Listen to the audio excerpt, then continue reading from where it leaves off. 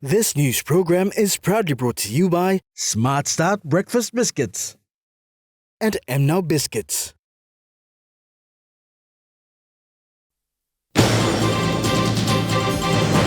Supreme Court review on Southern Highlands election petition refused.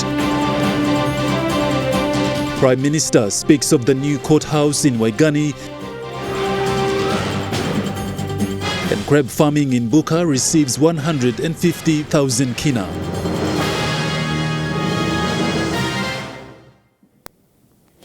A very good evening. This is National EMTV News. I'm Godwin Eki. Thank you for joining us. The National Court has dismissed the Supreme Court review on election petition number 52 of 2023 in the matter of Peter Nupri challenging Governor for Southern Highlands Province William Powie and the Electoral Commission of PNG. The decision was handed down by Justice Anis today at the Waigani National Court in Port Moresby. An application for leave filed by Nupiri was dismissed by the court. Nupiri had failed to comply with Section 209 of the Constitution. The provision states that the applicant must, on a single day within 40 days required period, first pay security deposit of 5,000 kina, then lodge or file the petition together with the receipt of payment on the same day. The court has made two orders this afternoon. These are Nupiri's application for leave to review, filed on the 19th of July 2023, is refused by the court. Secondly, the applicant to pay costs to the two respondents, Governor William Powie and the Electoral Commission on a party basis, to be taxed if not agreed. Security deposit paid by the applicant, Nupiri, shall be used to offset costs incurred by the respondents as ordered.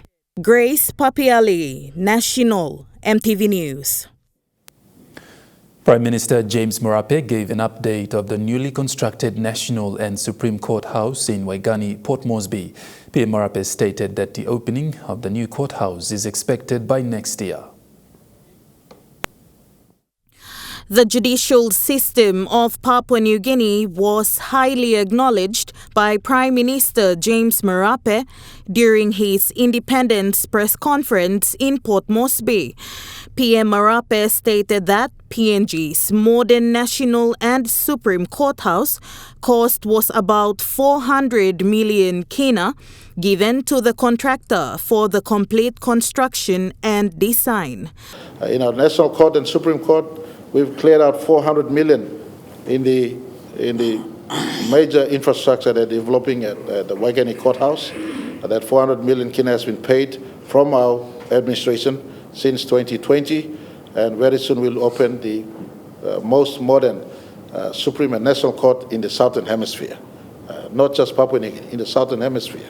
And I want to appreciate the Chief Justice and his team at the National Court and Supreme Court. They've held forth, they've delivered justice where it is due, they've held our third arm of government better.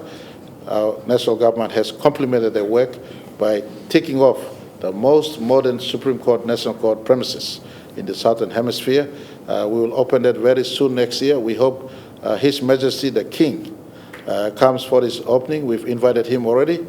Apart from that, around 20 vacancies have been put out for judges to apply, both national and international judges. We've allowed for 20 more new judges to come in. And we've impressed upon the judiciary that we want overseas judges to come in also. So they're on the lookout for overseas judges to come in, fill in these 20 spaces. And this is all in an effort to ensure the law and justice sector is working, not on a piecemeal basis, but in totality, making interventions in courts and all layers of court, making intervention in police, CIS, and the restructures that are going on in the whole law and justice sector structure we have in our country. Grace Papiali, National EMTV News. Prime Minister James Marape, on behalf of the PNG government, has pledged that the Independent Commission Against Corruption is revived and fully supported by the government. He made these statements recently. One of the legacies I want to leave behind is ICAC setting up functional, independently assist police and assist ombudsman. And this will become the pillars of fighting corruption in our country going forward. As I said earlier, it is totally redundant of me raising more revenue through our projects if corruption still remains rife in our economy and in our system of government. No more will there be a place for anyone who wants to profit or proliferate corruption in our country. The three commissioner and two assistant commissioners are at work. They're totally independent. They've come in, recruited from Australia and New Zealand. They're leading this important office. And we've empowered them, and we will be empowering them further. ICAC is at work as part of our law and justice sector approach. Meanwhile, Prime Minister James Marape has announced recently his two upcoming official trips to the United States and Beijing. Further announcements are expected this week.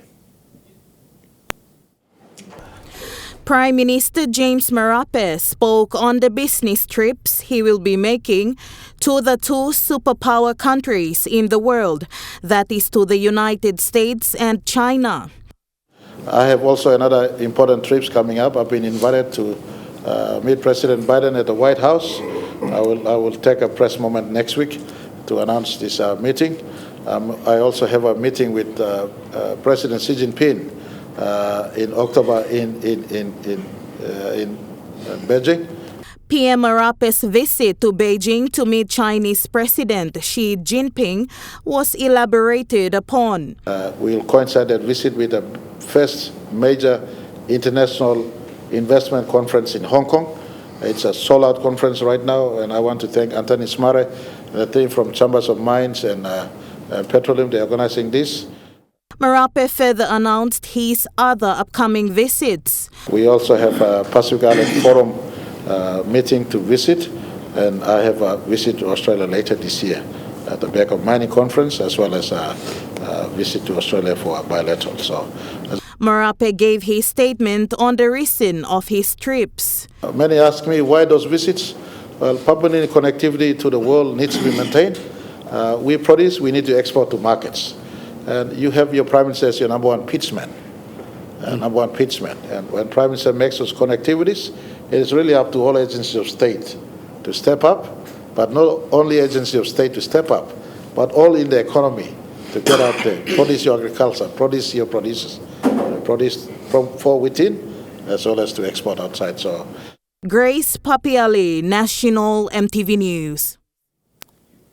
In other news, the Minister for Bougainville Affairs, Manasseh Makiba, recently presented a cheque of 150,000 kina to the ABG member for Tonsu and ABG Attorney General Ezekiel Massat. The assistance will go towards developing a crab farming project in Tonsu for the Tonsu constituency development.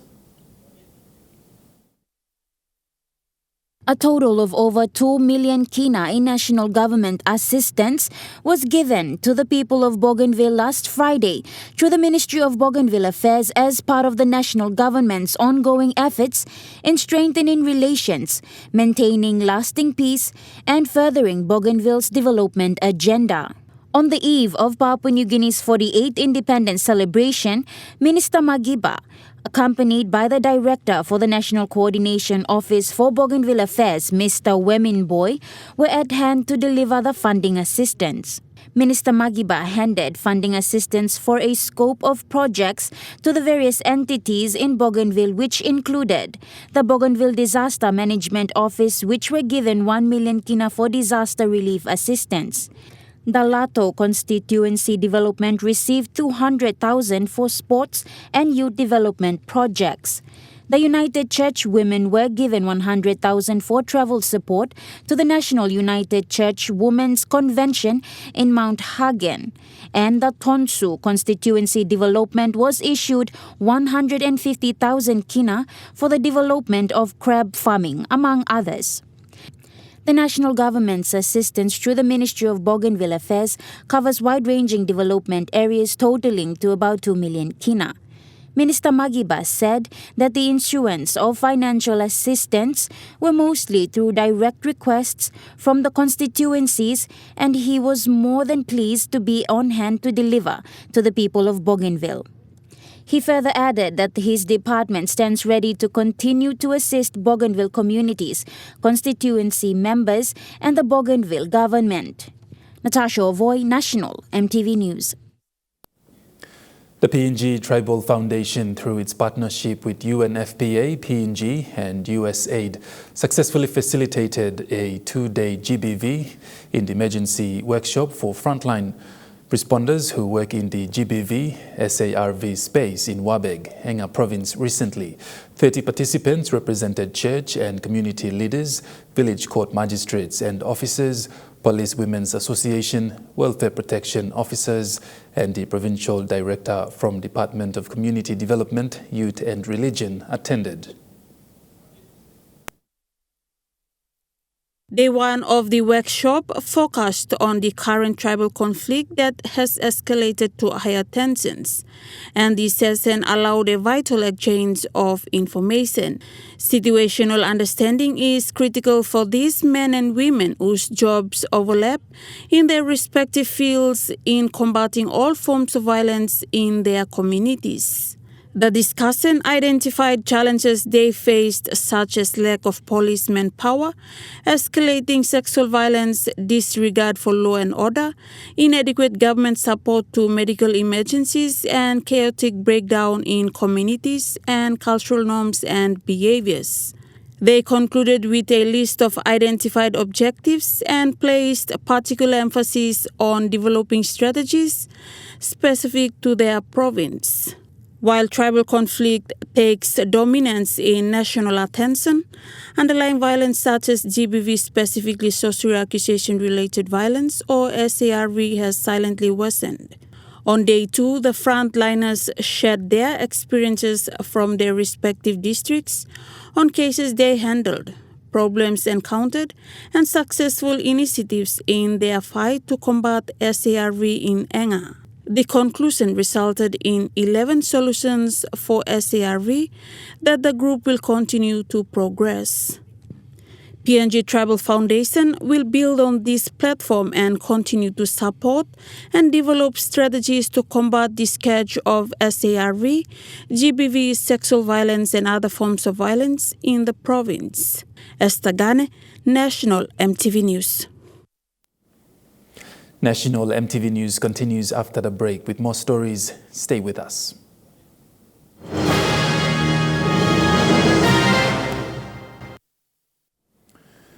You're watching National EMTV News. The 850 inmates at the Bomana prison have revealed some of the challenges that they face when the governor for Central Province, Rufina Peter, visited them yesterday to have Independence Luncheon. These challenges include the lack of water, electricity, transport and legal assistance, and representation in court. Inmates are not supposed to live in luxury. However, they are entitled to live in a clean environment. Bomana CIS Inspector Joe Yamaso highlighted that during the nights the prison is in total darkness due to no electricity. He also stressed that there is no proper water for the inmates. The prison is overcrowded where they don't have enough space to sleep, so some inmates have to stand and wait for a few hours for others to sleep before they have their turn to sleep in the nights.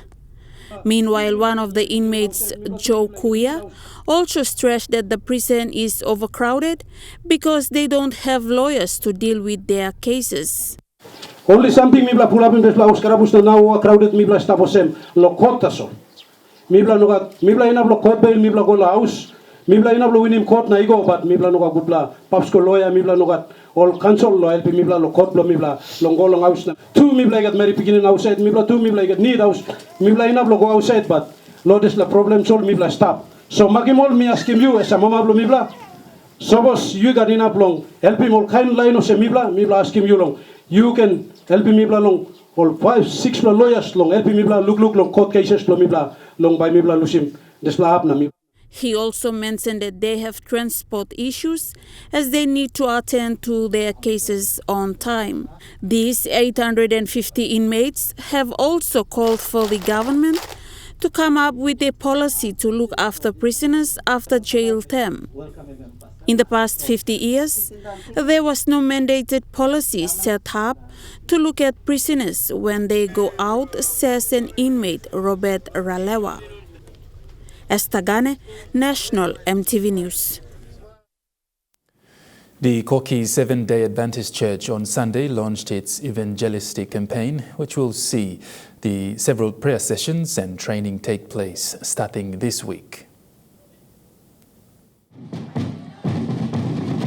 Churchgoers of the Seventh-day Adventist Church on Sunday celebrated the launch of the evangelistic campaign in Koki Hill in Port Moresby, where several events took place to commemorate the launch. The event witnessed church leaders, families, pastors, youth leaders, and other important dignitaries who were there to witness the launch of the evangelistic campaign.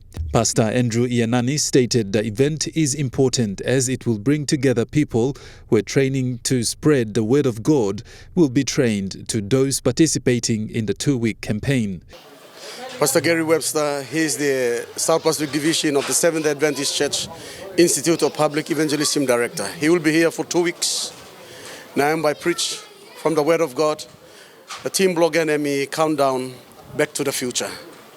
He will be given 2 weeks of evangelistic meeting, and after that followed by baptisms that will be following with the Harvest Koki, with the discipleship movement that Papua New Guinean mission of the Seventh Adventist Church and me come up with the initiative on Koki. He said the word of God is important, especially in our daily lives. The program will see a lot of young people participate and become disciples of Christ. It is a privilege and honor for me to tell the country that Papua New Guinea is ready. Lon walk, lon God, lon 2024. We've got 2,000 sites. Let me increase it on 7,000 sites. We've got 300 international preachers already. Lon come to our shores, lon Papua New Guinea. And Papua New Guinea won't be the same again. It will be the greatest, the largest in the history of the Seventh-day Adventist Church in the world. This is the first program to be launched at Koki SDA Church in Port Moresby, where several people will go through various training. By me play schooling all evangelist or public evangelist, mana Mary one time. By schooling all morning 8 o'clock to 12 o'clock. Bali kisim school, la outside bali out in good news. In a simple way, in a balanced way, by all kata man Mary, lik mangi, namel all pikinini, all big plawantem, all scientists blow me, technocrat blow me, bureaucrat blow me, legislators blow me, all professionals blow me, all to bali kisim desala talk. By can help me long life blow me, salvation blow me. The event or program will run for 2 weeks, starting today, where all is welcome. One of the first Papua New Guineans to lower the Australian flag and raise the PNG flag for the first time on the 16th of September 1975 shared his thrilling experience of that day. 79-year-old Lance Corporal Ivan Mambi, retired, was among the 6 members of the disciplinary forces of Papua New Guinea who were given the task of flag bearers on Independence Day 48 years ago. Mambi was invited by the Medang Provincial Administration to celebrate independence with the people of Medang at the Laiwaden Oval in Medang Town. Hailing from Giri village in Medang's Bogia district, retired Lance Corporal Mambi was serving as a young officer at the 2nd Royal Pacific Island Regiment in Moim Barracks in Wewak, East Sepik Province.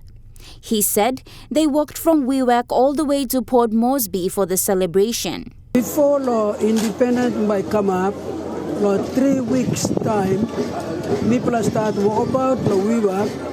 Now people come, now people go down long Port Moresby. Only come picking people along Sogeri. Now bringing people go down. Now people walk about from Sogeri down to Marape Barracks. The first independent 1975, 16 September. Mambi recalled that during the eve of independence, most of the foreigners left the country, including Wewak and Madang. He said despite the excitement of becoming a sovereign nation, many of them were uncertain and fearful of what was going to happen. Mambi said even the army at that time didn't know how Australia was going to react to Papua New Guinea gaining independence. This last time people are raising flag. People are afraid. No good Australia put him spy long him stop by killing people. Now people are afraid now. Afraid one time people are up in flag one time. Now down in flag. Now this time people stand up close to the flag pole. People are look number the eye blow people stop number. However, Mambi said because of the wisdom of the founding father, late Grand Chief Somare, PNG got its independence and took control of its resources from the colonizers. Now people thank you through. Papa belum people Somare, Emi, he got this like good thing belong him. Now I'm safeguarding all get a resource belum people now start. For example, wow gold mine, Australia draining all get a. Lord this last time I look him now to all right. 1962, all he can play soccer here lo madam. Now I'm playing him this la time below independent come. One time Yambaki Okuk one time me to Sala Tusba High School. Na Somare teacher below me to bula. Natasha Ovoy, National EMTV News. Madang Governor Ramsey Pariwa delivered a cow to the Beyond Correctional Facility for inmates and the warders at the institute to celebrate the country's 48th independence anniversary. The Governor's Office Special Project Officer Francis Tavatuna delivered the address to the inmates on the Governor's behalf at the Beyond Jail and conveyed Governor Pariwa's greetings and words of comfort to the inmates. Commander of Beyond Correctional Services Facility, Superintendent Jackson Gubag, thanked the Office of the Madang Governor for the kind and generous gesture of giving during this time when PNG was observing an important event in the country's sovereign history when it gained independence on September 16, 1975. The people of Wewak, Isipik Province, celebrated the 48th Independence Day in style, beginning the day at 6 a.m. with an Independence Float roadshow around Wewak town. Hundreds of people, men, women and children, flocked into Somare Stadium to witness the day's celebration. The arrival of cyclists bearing the country's flag at the stadium was the indication to the people that the celebration was set in motion. Wewak Urban Town Mayor John Nawas addressed the gathering crowds of the people as the principal guest speaker of the event following the flag raising and 24-gun salute by the 2nd Royal Pacific Island Regiment. Mayor Nawas wished the people of Wewak a safe celebration, saying 48th Independence Day is as significant as the many previous celebrations. Therefore, the people should commemorate the day with dignity and respect. Isipik Governor Alan Bird, as the keynote speaker of the day's celebration, addressed the people of Isipik, all the while giving a brief report on the provincial government administration. He voiced his concern on how slow the provincial administration is in tackling the issues affecting the capital town of Isipik, and that is continuous water and power problems. Governor Bird further stated that he is doing everything he can to fast-track things to resolve these issues for the benefit of everyone. The Independence Day celebration ended with sporting programs and fun activities. Sharon Engnui, National EMTV News. And now looking at the Nest Fund market report, the Kina closed unchanged at $0.2760 US dollars in the interbank market. At Bank South Pacific, your Kina was buying $0.2685 US dollars, $0.4149 Australian dollars, $0.2443 euro, 39.35 Japanese yen. Looking at commodity prices at New York closed, gold is trading higher, coffee closed higher, cocoa closed higher, copra closed higher, palm oil closed lower, crude oil is trading lower and copper closed lower. And on the stock market, the Dow Jones closed lower, the ASX 200 is trading lower, and the All Ordinaries is trading lower. National EMTV News continues after the break. Stay with us.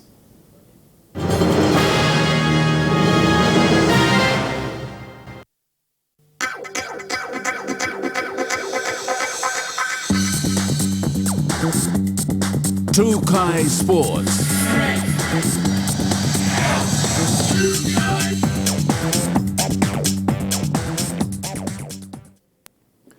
Welcome to Trukai Sports. The Deaf Rugby Union team in Port Moresby is currently preparing to attend an international event in Australia early next year. Coordinator says finance is a major problem. With preparations already underway for the Deaf Rugby Union team in Port Moresby, they are currently preparing to attend their first international event come early next year. One of the obstacles that we identify in there is especially sponsor.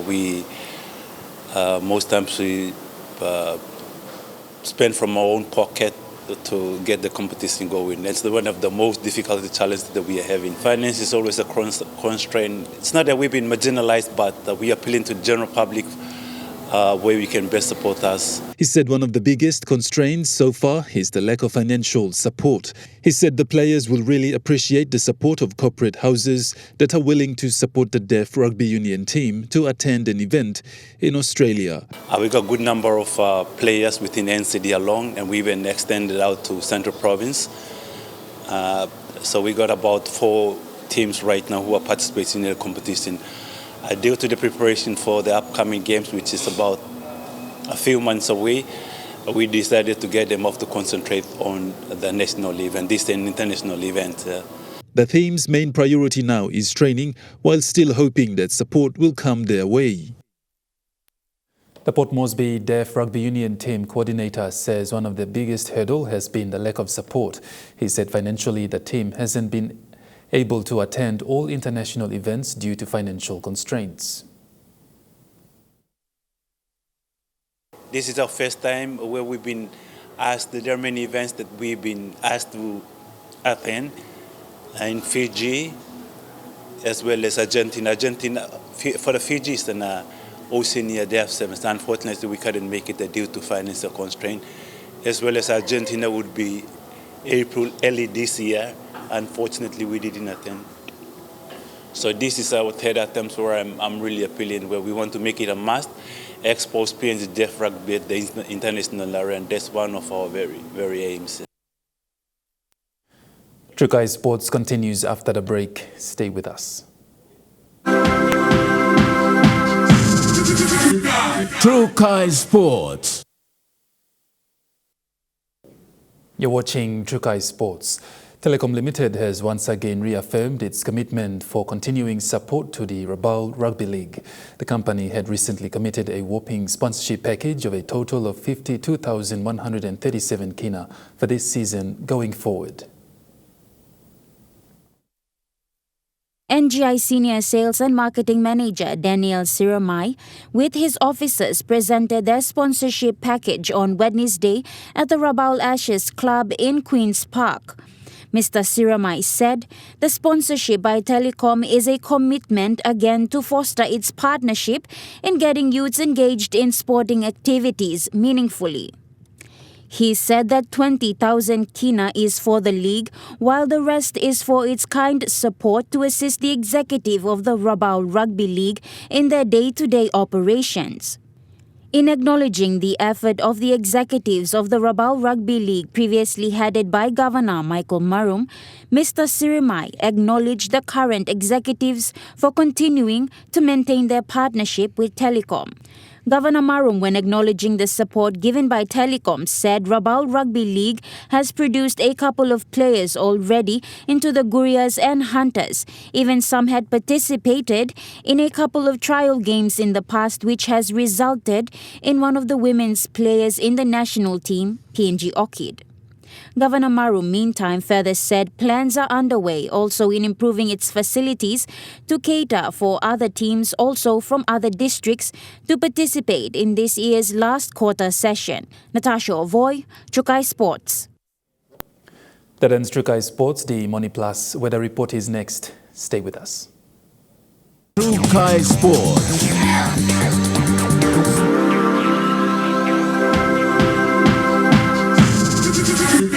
True Kai Sports.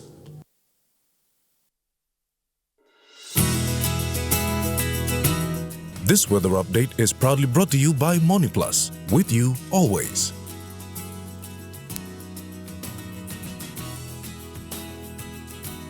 Weather forecast for the next 24 hours. Southern region, Daru mostly fine and windy. Port Moresby, Kerema, Alatau and Popondetta mostly fine.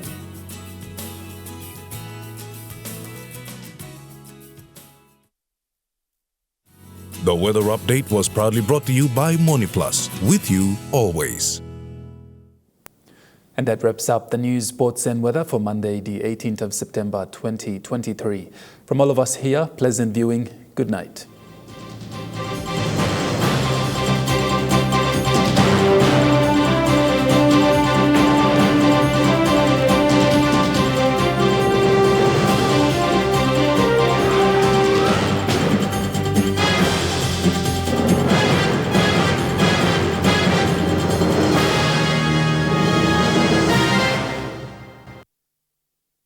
This news program was proudly brought to you by Smart Start Breakfast Biscuits. and Gold Nuggets.